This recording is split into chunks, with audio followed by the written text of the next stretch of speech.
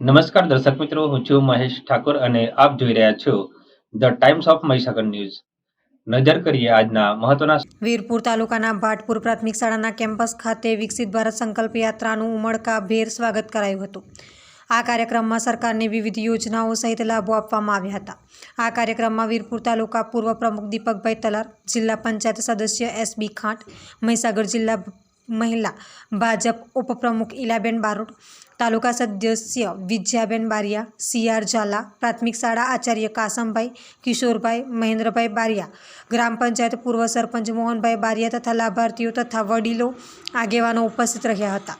આ કાર્યક્રમમાં રમતવીરોનું સન્માન કરવામાં આવ્યું હતું તેમજ આયુષ્યમાન કાર્ડ વિતરણ તેમજ કાર્યક્રમના અંતમાં સાંસ્કૃતિક કાર્યક્રમ કરનાર બાળકોને પ્રોત્સાહક ઇનામ આપી પ્રોત્સાહિત કરવામાં આવ્યા. આપના વિસ્તારના પડેપણના સમાચાર જોવા માટે અમારી channel the times of Mahisagar ન્યૂઝને લાઇક, શેર અને સબસ્ક્રાઇબ કરો.